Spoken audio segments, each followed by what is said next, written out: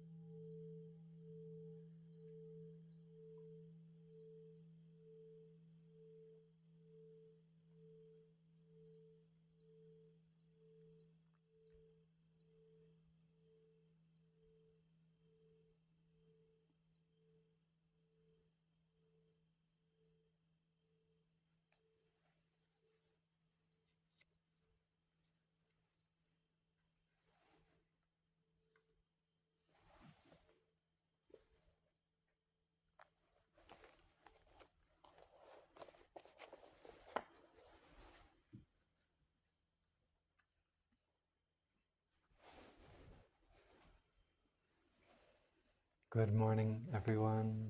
It's a great joy to be able to practice together.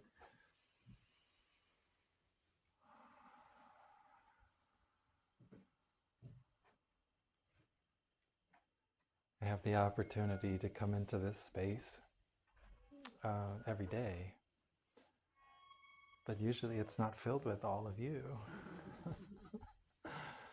And this zone of deep awareness that we create together when we practice.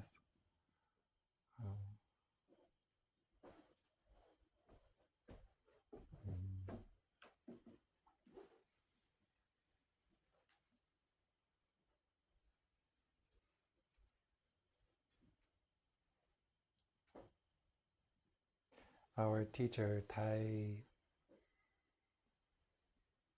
he used to say,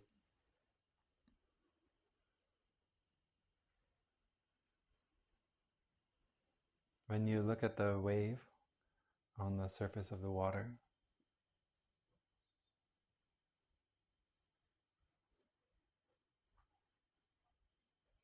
You have to remember that that wave that appears like that, she's never not water. Appears to be a wave, but she's actually made of the whole ocean. And more than that too. I'm sure wave scientists would tell us there's more than that. But we see the wave. But she's never not water. She contains the whole sea. And the wind, and the moon, and the earth.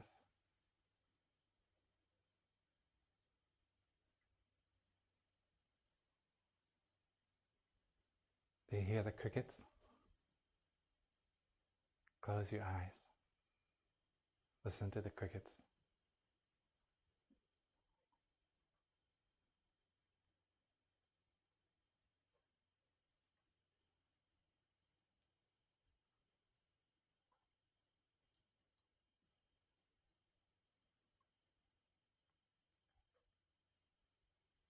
Can you become that cricket song?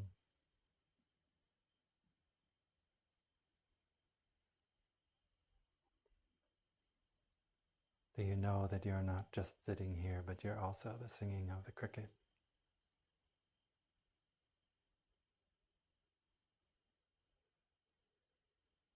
You're not just the wave, but you're also the whole ocean.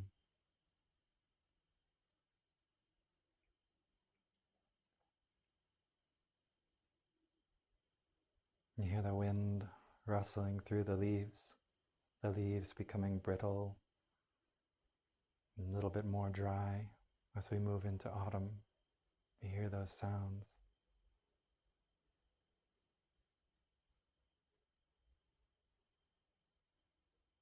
Can you fly through those leaves? Do you know that you're not just a body sitting in Compassionate Heart Pavilion, but you're also the wind in the trees?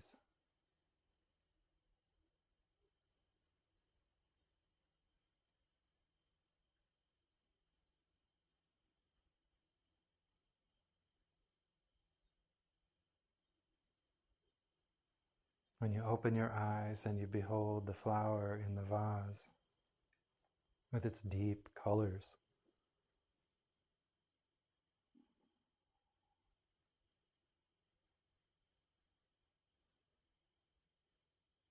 we are the watcher, the one seeing the flower, the looker.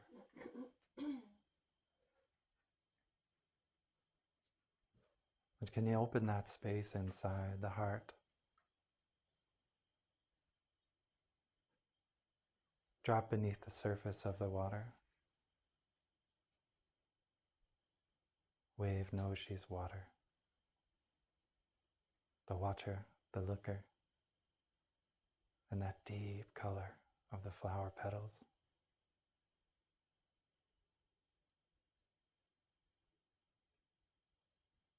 We are never not that.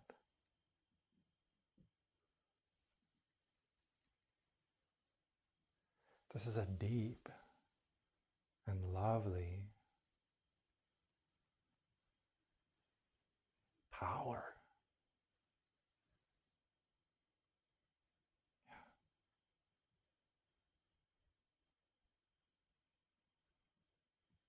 So much changes when we begin to open ourselves to be more than just the surface and to really drop into the substance underneath, within, through. So much changes.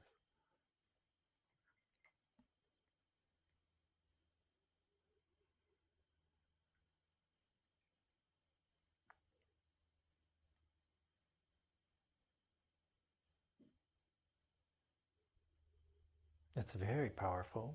Here's an image that you could take, the wave and the water. But now, how about in the midst of an intense storm? The wind, the waves crashing, the sea spray, the turmoil, the depth and raw power of that.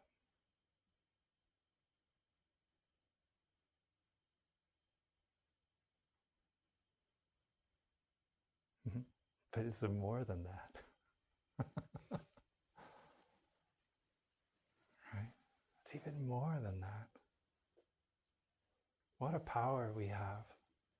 These teachings on interbeing, these teachings on impermanence, these teachings on non-separation, these teachings on the relative dimension, which is the surface of the water where things are going up and down, and the ultimate dimension where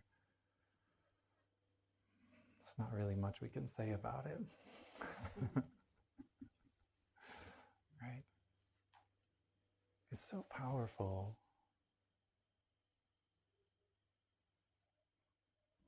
When I read the mindfulness trainings like we just did, I really feel this. The mindfulness trainings are like the surface of the water, right?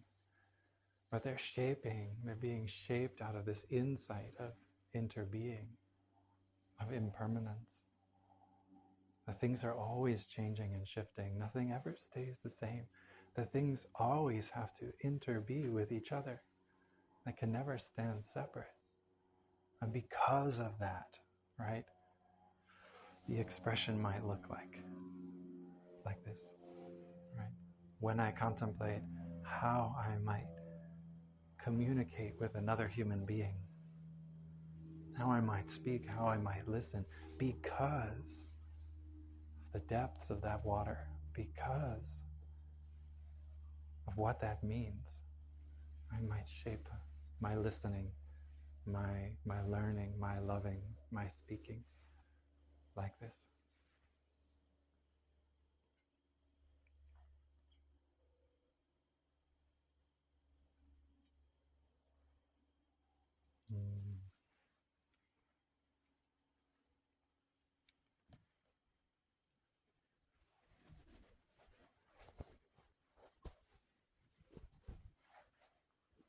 My legs are already asleep.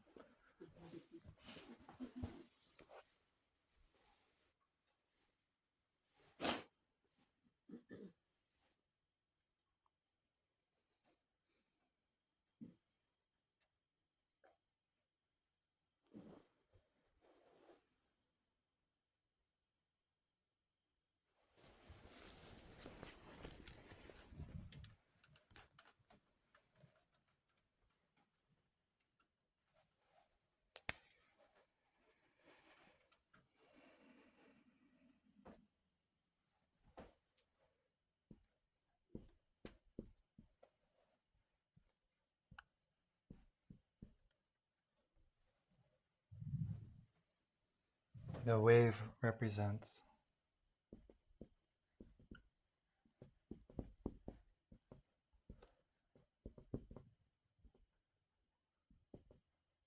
the relative dimension of reality. The water represents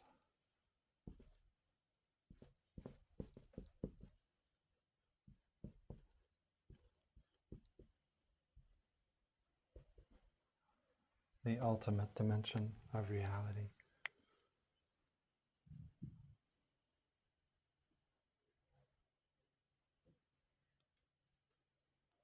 It's so interesting. My mind is also quite powerful in a way. It's strong. It likes to do what it likes to do. My mind uses its thinking. It is thinking. It's what it is. It's what it does, right? And my thoughts are always striving to take a hold of something, to take a picture. It's like a camera, right? And you hold that camera up and you click it. Well, nowadays we just push a button on the phone, but unless you're Sherman. Sherman has a nice camera.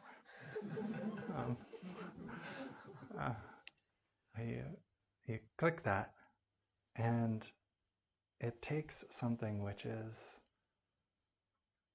moving, something which is changing, something which is, a coming together of countless conditions, and it hardens it into an image, right? So it takes an image of something, and we know so clearly we cannot say the picture, the photo, is the reality of the thing that it is a picture of. Right? If I take a picture of you, I can't say, this is that person. This is Andrea. I've got her here. Right? Well, she's over there on something far more incredible than just a photo. The photo might point me towards Andrea. It might point me towards reality, but it's just a snapshot. The mind is doing the same thing all the time. Our thoughts are making that flow, that incredible, unfathomable, really undescribable in its totality experience of life and the depths of the sea, the cosmos. It's taking that powerful experience of life and making it into a static idea. It's finished, it's hardened, it's done, it has definition, right? So my mind wants naturally to separate these two things. It wants to say, wave is this, water is that. Yeah. Please be careful. When we start to contemplate the deeper layers of our life, of our reality, please be careful that you just don't continue the compartmentalization and the definition, the making static. Right? The wave and the water are never apart. So wave, in the experience of our life, moving, growing, changing, ups and downs, relationships coming and going, people we love being born and dying, ourselves, our successes and our failures. Some of us might say the success is at the top of the wave and the failures at the bottom, and someone else might say the success is the ride down and the hard climb up is the failure, right? But all of those journeys, all of those experiences relative to one another, right, are never not water. Never not water. So the question in the practice becomes, how do we allow these two things to not be separated out? Right? The striving, the longing, the wanting, the needing that the mind is very good at doing. Right? How do we cool that down enough so that the depths of the ocean can be the source of how the wave manifests? Mm-hmm.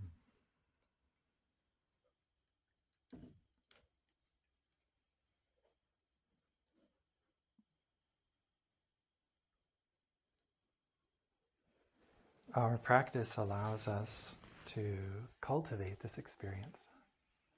How we can, at the same time, manifest as a wave and also have the power and the depth and the stability and the freedom, the connection of the ocean water. When I practice breathing in and out, I practice bringing my mind to my breath. Breath moves in and breath moves out. It's hard to talk and to do that breathing at the same time because talking is always an out breath. So the in-breath happens and I bring my mind to it, and the out-breath happens and I feel that letting go and that release, and that wave of relaxation moves out through my body. Layers of stress and tension that I may have built up day to day.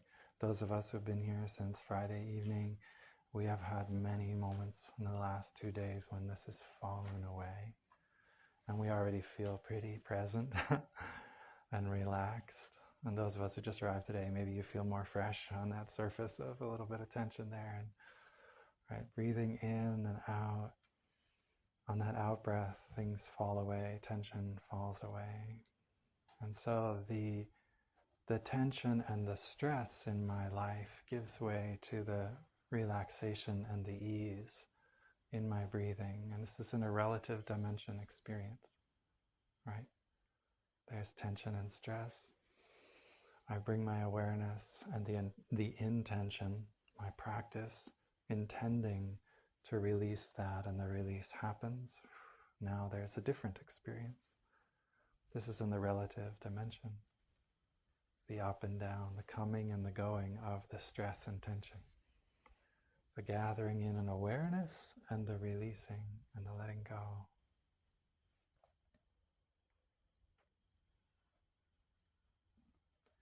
But then when I feel like I want to bring something more into that, and Tai used to have this thing where he would say, when you're having trouble, like getting in touch with your breathing and the power of your breathing, or your walking and the potential for the peaceful walking that's there, but you're having trouble arriving because that mind is just doing its grasping thing, and it's running all over the place, and our heart is pulled along with it, and we feel that turmoil and that stress. He would say, well, why don't you let the Buddha breathe for you? Oh, now we're adding something different. It's not me wanting to get somewhere. It's me letting go and allowing someone else to carry me. And I let the Buddha in. Maybe I don't have a relationship to the Buddha, so I will let my friends in the practice who are breathing around me in. Please let your breath be a support for mine. I see you there. I know you're breathing with me. I want to let go into your strength, your stability, your practice.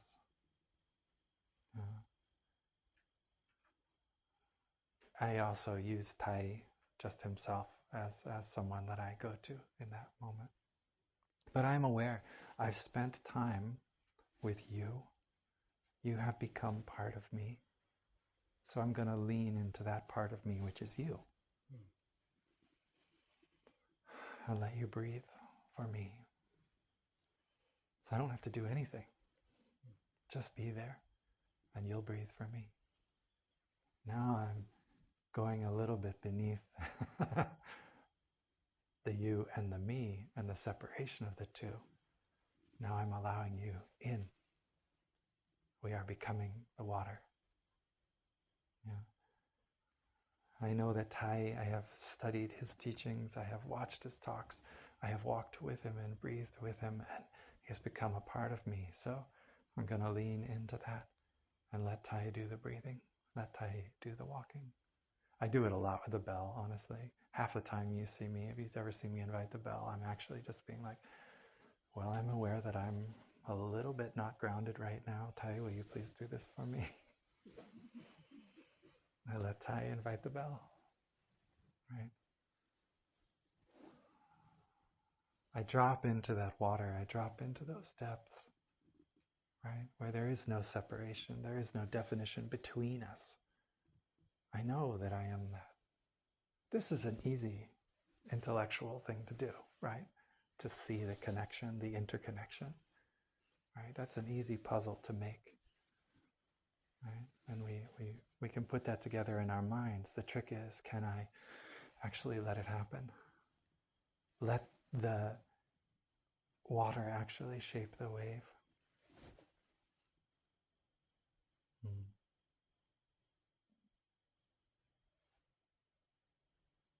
So I do that with the Sangha, I do that with Tai, I do that with the Buddha. I'm going to say, let the Buddha breathe.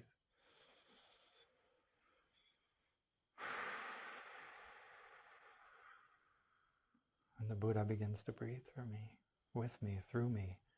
I am the Buddha's continuation in that moment. The transformation body of the Buddha.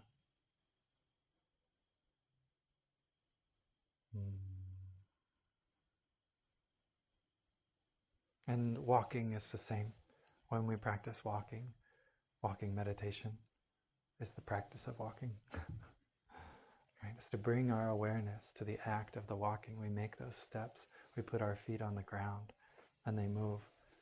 And sometimes I'm doing that gathering and settling, and I'm letting the Dharma practice, the logistics of the Dharma practice work on me. Bring the mind and the body together. Feel the contact, that sensation on the bottom of my foot as I touch the earth, as I feel it beneath my feet. Feel my weight shift. Feel the pull of the gravity. And I settle into the sensory experience of walking, and I bring my awareness to that experience. And then I also let my mom walk with me. I let my father walk with me.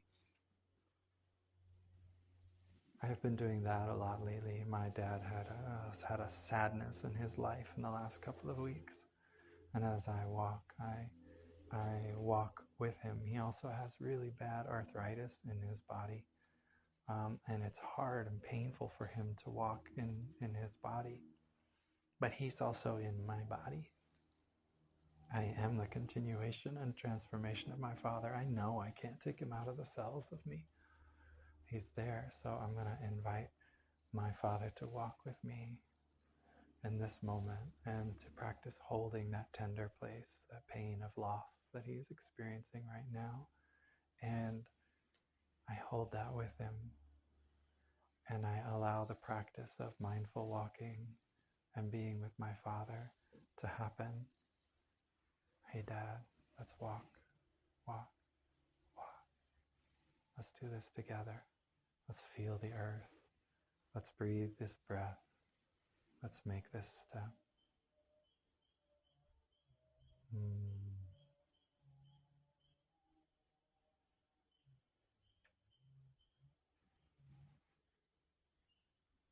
So you see how close this is. Just like wave is so close to water. All the aspects of our practice, like breathing, like walking, are so close, right? We have the ultimate dimension right there. All we have to do is soften towards it and allow it to move in us, to be a part of us. And again, the mind is going to say, oh, but what about this and what about that? And it's going to try to make sense of this and define that. And that's just what the mind does. And that's all right. That's totally all right. We're not a failure in our practice if the mind is running all over the place. We're just running all over the place. That's all. And we invite over and over again that mind to come back and to get in touch. Sometimes when the mind is really busy, it needs the word we often say is that we need concrete things, but we don't actually need concrete. Concrete would work, but Trex decking would also work. So with the sensation of my hands grabbing my legs, or the reaching out and the touching of the flower petal and the smelling of that scent, we need these embodied sensory experiences to help the mind cool down. So take refuge in that. We say resource yourself. Resource yourself with the experiences of the present moment, right? Because the mind is not going to be in the present moment. Its nature is not to do that, not to flow, but to make still, right? Not to be impermanent, but to make permanent. So let's go for the space between those little grabbing snapshots, right? And we can feel a little bit. And the feeling takes us a little bit out of the mental, rational space and more into the sensory space, a little bit more into the heart space.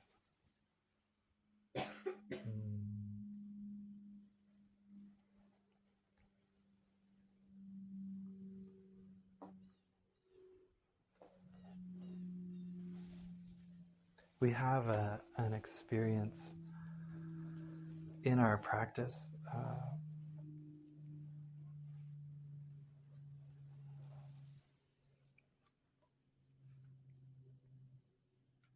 in eating meditation that's very good for this integration of the dimensions, right? And in the practice of eating, when I first learned it, I ate really fast, very fast. In fact, the first evening that I really arrived in Plum Village, when that's the time I arrived to stay, it was dark, and I arrived right at dinner time, and I went to the end of the food line because I was getting there right at that moment, and I walked into the little tiny dining hall, which was an attic above the kitchen. I couldn't even stand up straight in most of it, and there were 30 or so men, half of the monks who were there, and the only spot left for me was across from the eldest monk. And I sat down at the table with my plate of food, and the bells were invited because everybody waited until everyone was seated. The bell was invited when I sat down to begin eating, so I began eating, and then I was done eating, and I looked up, and everybody was still eating. And 15 minutes later, the bells were invited for us to stand up and wash our dishes or get more food. And I was done so quickly that I was a little bit embarrassed because you ate for 20 minutes in silence. I was not a very mindful eater. I wolfed down my food hungrily, ravenously. That's just the habit I had and still have. I then needed to learn. And so the practice I learned that I was taught in my orientation the next day was to take your time.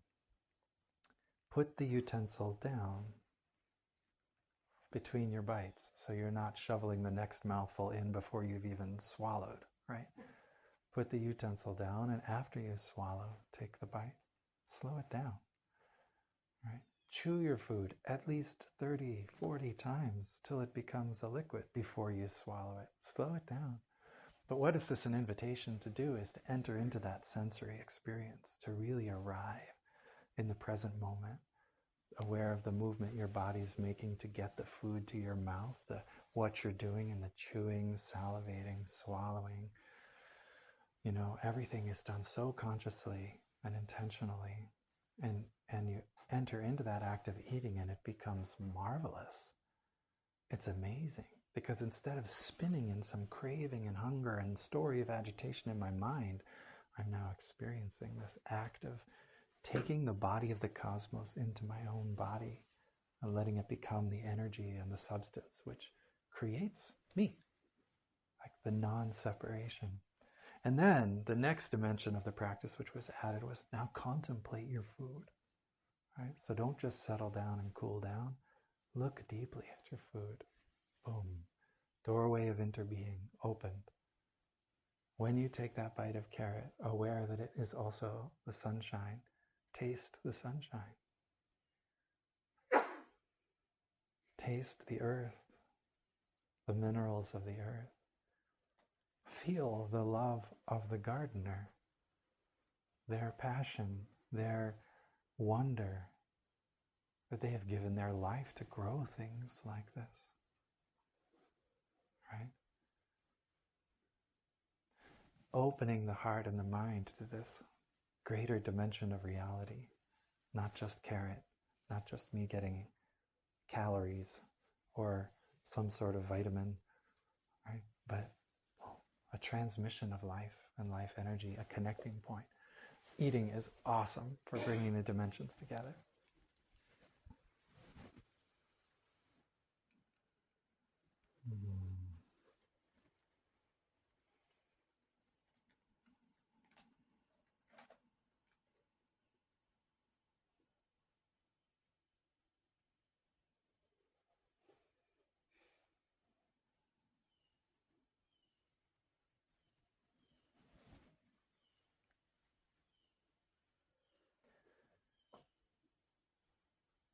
There's a teaching in Buddhism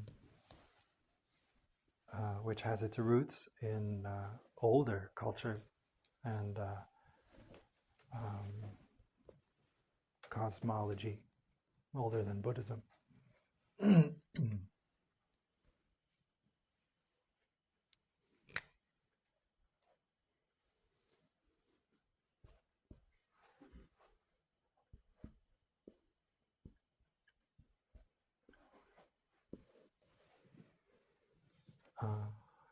Triloka. I find it very interesting that in the Sanskrit language, tri also means three, like in some of the European languages have the same kind of root. Isn't that interesting? Triloka, three realms.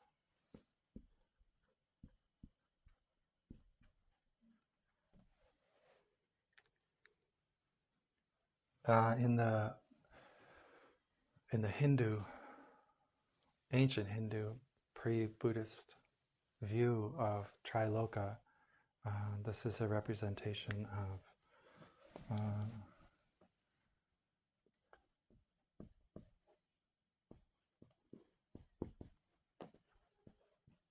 to simplify it, hell, earth, and heaven. Right? Kind of stacked on top of each other. I kind of went the other way, sorry. And there's various iterations of that in different elements of the Hindu roots. And the way that translates into the Buddhist practice, where it shifted and changed.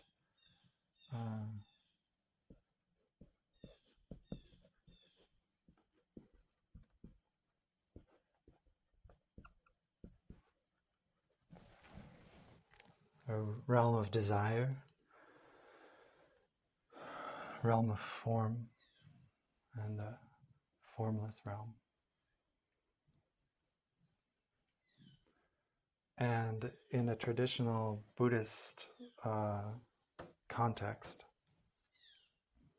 the realm of desire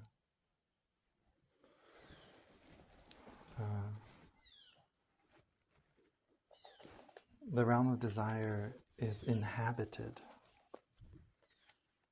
It's a kind of a hell realm. It's inhabited by hungry ghosts.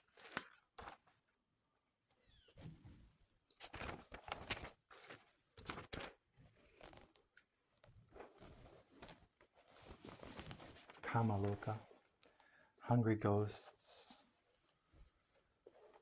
animals with base desires, humans.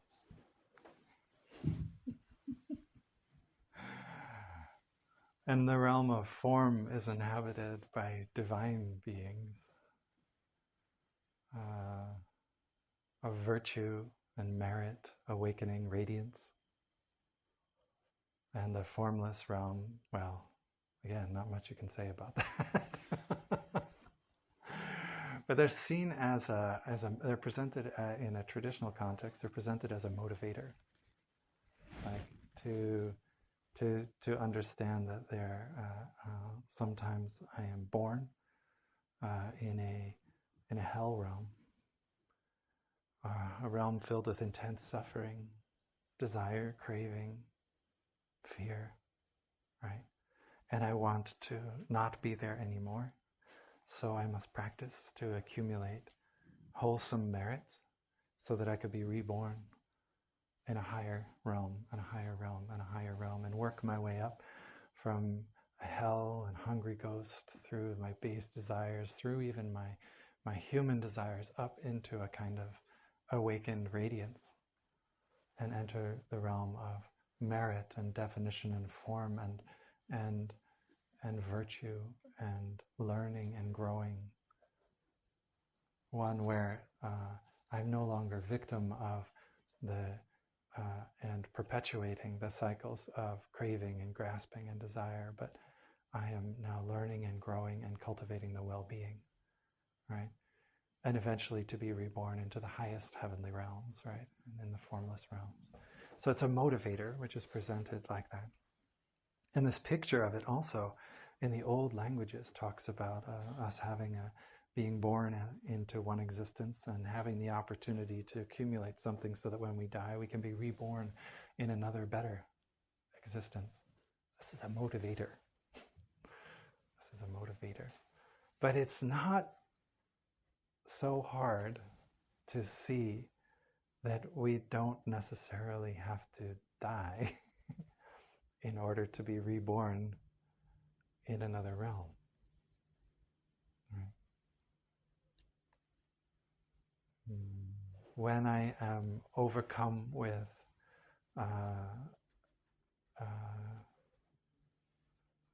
my suffering, when I'm in a kind of a hell realm, and I am able to practice calming myself down, seeking out the supportive conditions of sanghas and teachers, right, and finding my feet stable, and now I'm working to develop my well-being, I've already moved from the realm of desire into the realm of form, where the learning and the growing, the value in the realm of desire is a value of satiating the desire or getting away from the suffering. It's pleasure, right? The value of the realm of form is relationship. The learning, the growing, the awakening that takes place in relationship.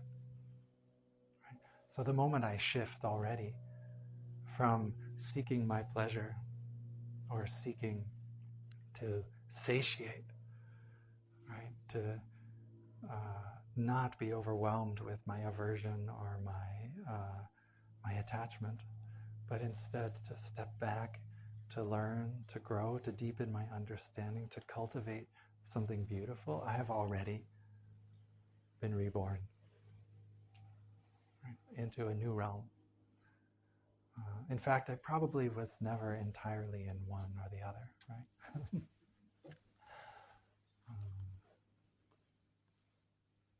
We all have the spirit of the hungry ghost in us.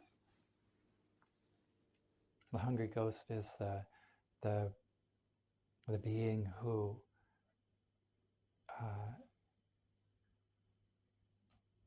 has a lot of conditions around them which might support them, might help them to heal, might nourish them. But their throat is so thin they cannot digest it. They can't take it in. So even though it's kind of like sitting next to the river, but you can't drink, right? Right? Even though the conditions of the world are there and presenting the potential, the possibility of nourishment, of healing, of waking up, of understanding and love, you can't get there. Can't let it in. And we all have that spirit in us, right? That part of us which is stuck. And we need that softening and that opening. We need to allow these conditions, these wholesome conditions, the nourishment of the present moment, the presence of our ancestors and our teachers in us. We need to allow them in and learn how to widen our throat. And the moment we do that, we are no longer in the realm of desire as a hungry ghost. We are now taking that nourishment in. We are in the relationship. We are conscious. We are participating. Right? We all have inside of us a lot of base desire where suffering hurts and we want to get away from it, where pleasure is lovely and we want more of it. Right? And we can easily get lost in seeking after that pleasure or trying to get away from that pain. Right? This is the realm of desire. But the moment we really come back to ourselves with the practice, we bring our awareness into our body, we open our hearts, we calm ourselves down to enter into an upright and noble relationship with what is actually happening, form is there. We have stepped into the realm of form. The relationship is there. Because of my mindfulness, I now see that this desire is in me, and I don't want to follow it blindly anymore. I see that this aversion is in me. I don't want to follow it anymore. I want to understand it. And the process of learning and growing happens.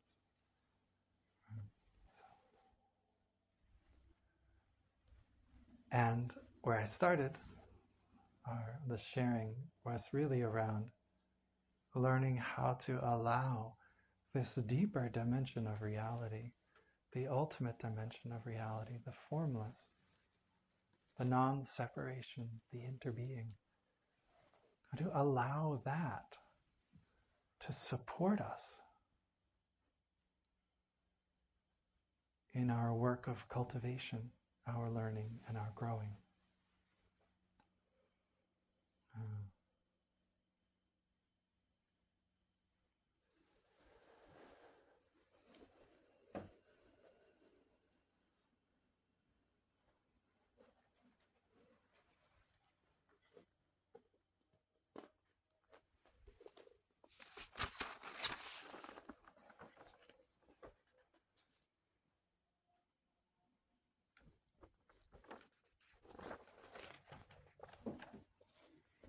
I have a particular situation that it's been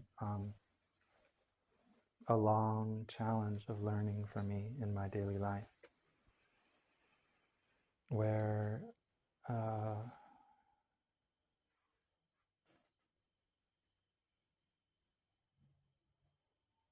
somewhere along the line, or maybe it's just accumulated over many lines, the line of transmission of experience from my great-grandparents to my grandparents to my parents and to me, that kind of a line. Somewhere in there, an idea of what is okay and what is not okay was shaped very strongly. And what is the right way to be and what is not the right way to be. And with it a sense of pain and suffering if I'm not in alignment, if I'm not in accord with that. You all kind of know what I'm talking about. So this comes up a lot in my relationship with my teenage kids. Because they're at this age where they are really becoming themselves, these independent, autonomous, they would like to think of themselves as complete adults and fully capable of handling all of life's situations on their own. And they have so many incredible learnings and growings that are happening inside of them, but then they reflect back to me, to us in our family context. They reflect back things which don't line up with this transmission that I got of what's right and what's wrong, what's appropriate and what's not, what's okay and this is not okay. And it's a very powerful transmission that I got. I know it's powerful because it completely knocks me off my feet when it comes up.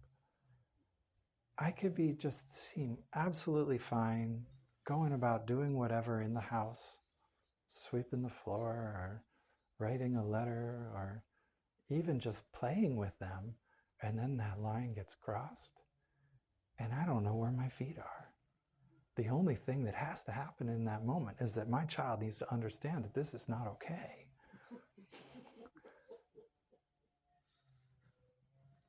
And I have found myself in a lot of suffering in those moments, sometimes overwhelmed, sometimes becoming that authoritative hammer and wanting to lay down the law, and other times just feeling like, why is this happening?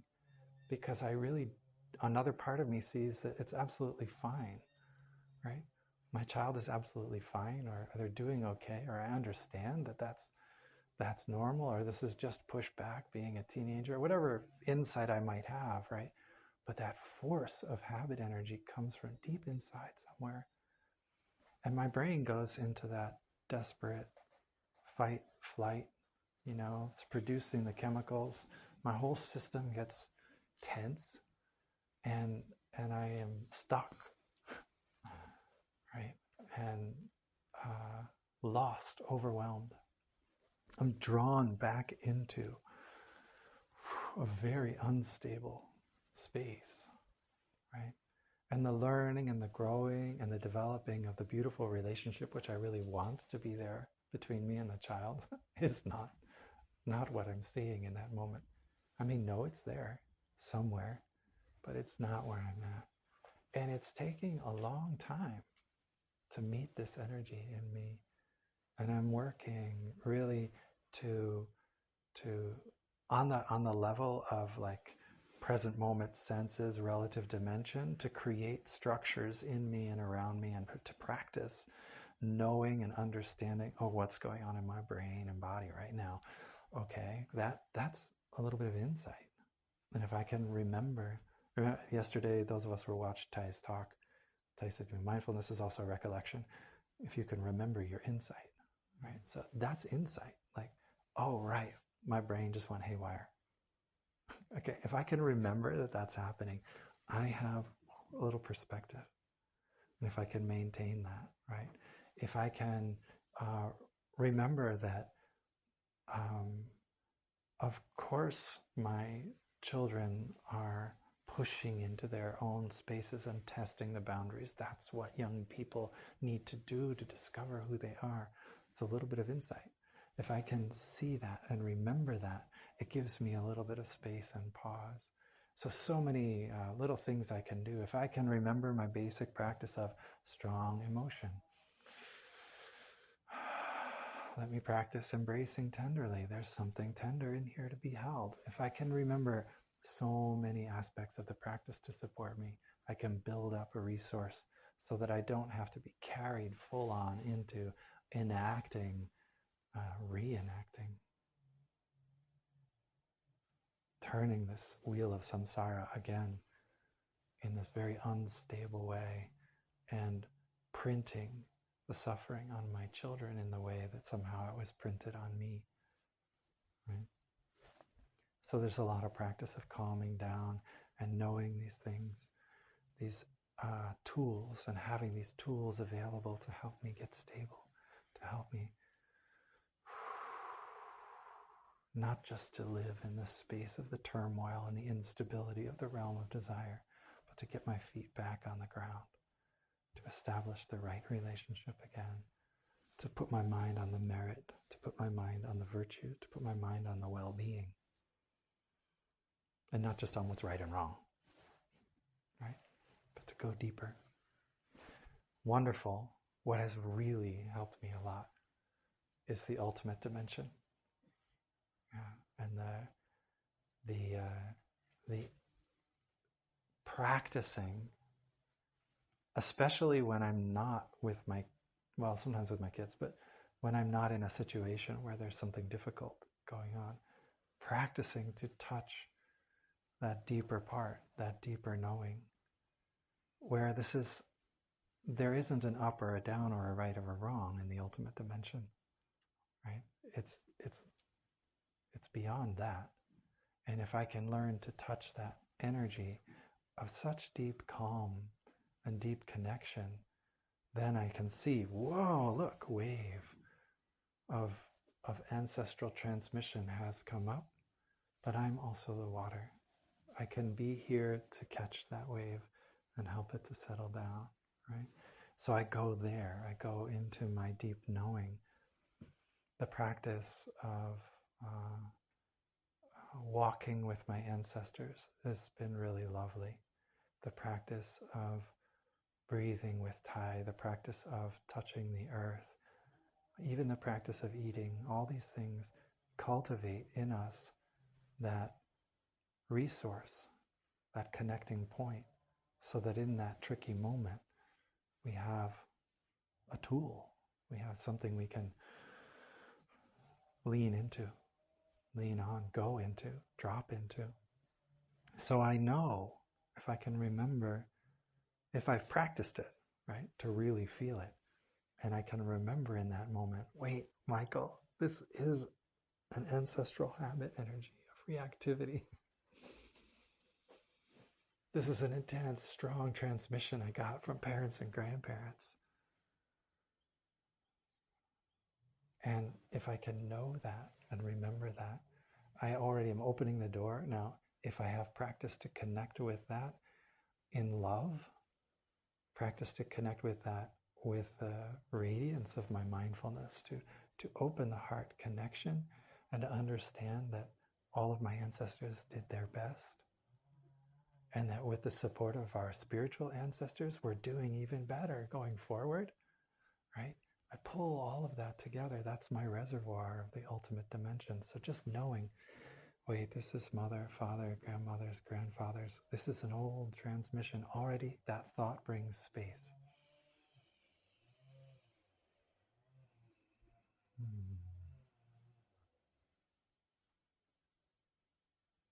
That's me leaning on the formless realm to help bring a new insight into my way of practicing. Yeah. To realize, okay, I see you. Thai's language would be like, I see you there, great grandpa, or whoever, wherever the connecting point is, right? I see you there, my ancestors. I know that we've had a tough time in the past, but this is a moment where we get to renew, we get to rebuild, we get to grow deep. Let's breathe in, breathe out. Let's establish our hearts in understanding, in loving. And so the ultimate dimension then becomes a refuge and a resource.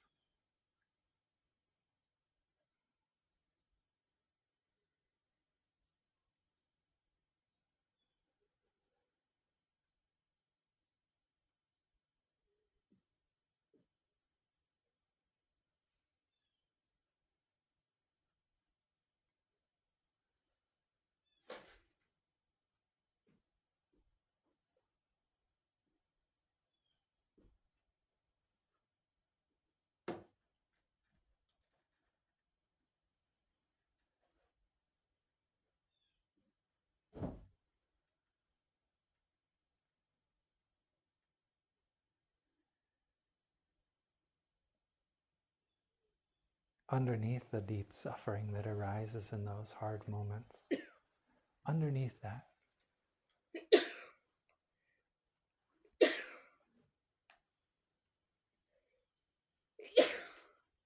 what I really want is for my child to be safe.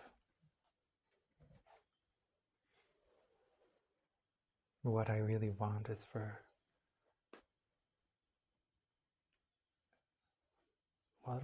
is to be able to care for her, to be able to nourish and support her.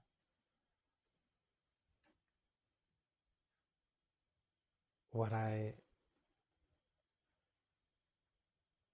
really want is on that level. And that's it's a kind of desire. But it's not a base desire. It's not based on this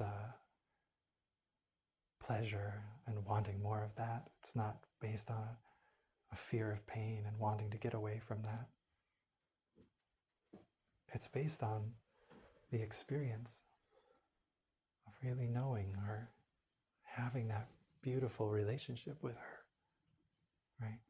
Where there's a learning and a growing and a life happening, right? Our life happening, unfolding and revealing itself. And it's so beautiful, so wonderful. What I want is for that to be beautiful and wonderful. And safety is an aspect of that. Her being educated and intelligent is an aspect of that. Her having the support she needs is an aspect of that. There are so many things, but it comes from a different place, and it's like a kind of another realm, if you will. This kind of desire.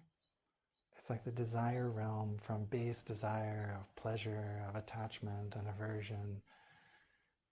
It's a transformed realm of desire, a transformed desire.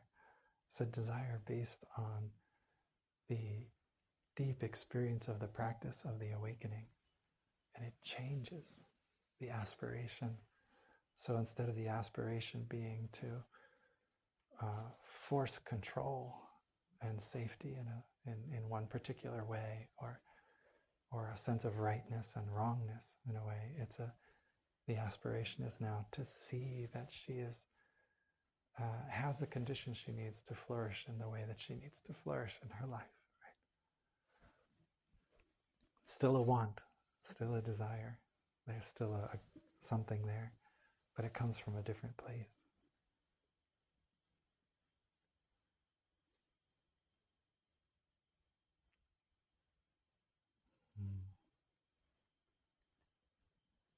I have meditated to see my children as not my children. That's an interesting jump to make.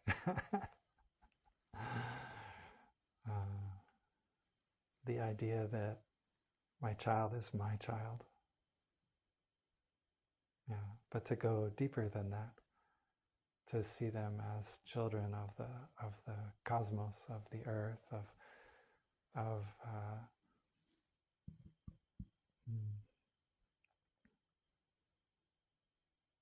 as belonging to, if there's a belonging to at all, belonging to life.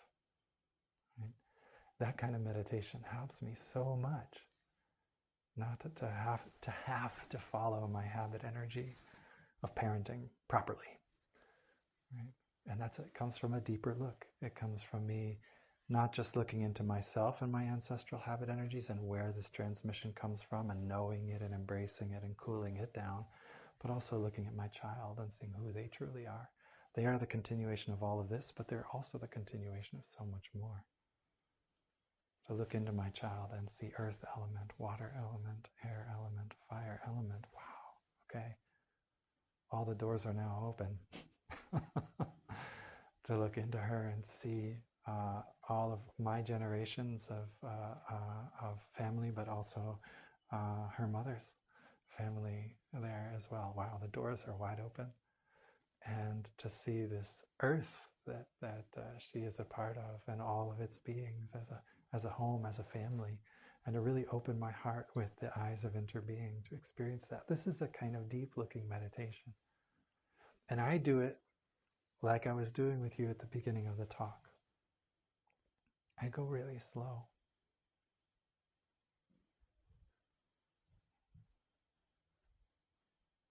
I take one thing like the color of the flower, right? So I might take that earth element and I might say, looking at my child, can I see the earth element in her? And I let that thought sit with me. And if I have a busy mind, I think the thoughts around that thought, right? What is the earth element like? Where can I see it? What are some other names for it within her? And so on. And if my mind doesn't need to do all that storytelling, I simply rest in those in-between moments between the thoughts and how it feels to be earth element, to see it in her, to know it in me, to see the connection there that brings us to all of life. Right? This is creating a deep-looking meditation where the subject and the object become one.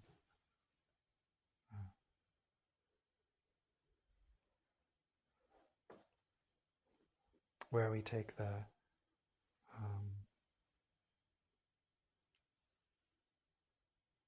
object of our meditation into the embrace of our mindfulness energy, and we bring the intentional, clear thought to bear.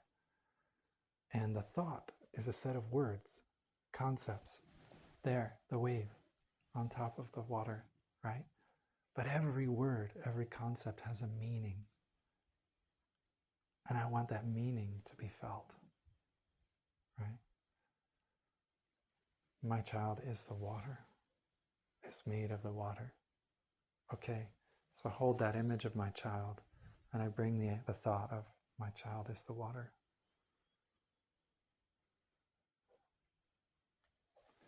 And I want to feel and know what that means. The words are there, but I want to open myself to what they really mean.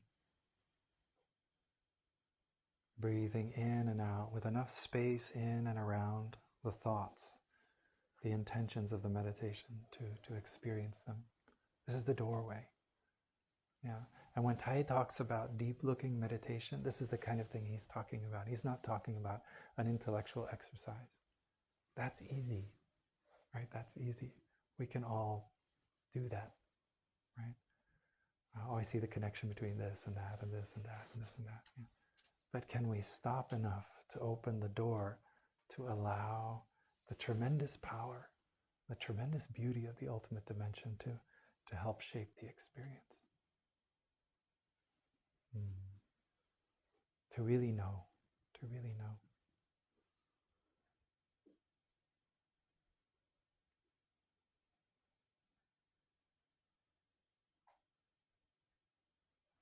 I would like to invite us to sing the song breathing in and breathing out again. This is another example of where these practices are built right into the practice, right into the song. Right? And the invitation in the words, in the meaning, is very clear. Right? The invitation to drop into that experience. I will sit here and I will notice my breathing while I'm singing, and then I will be intending that thought inwards to see myself as a flower, fresh, alive. Do I look like a flower to you? Oh, I do. Somebody's got a heart eyes open.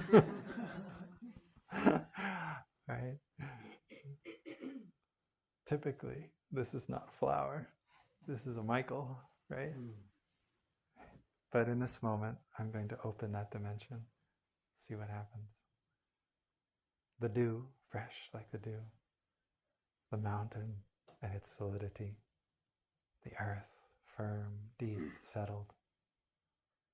The water reflecting the light and the scenery around it, whether in ripples or still.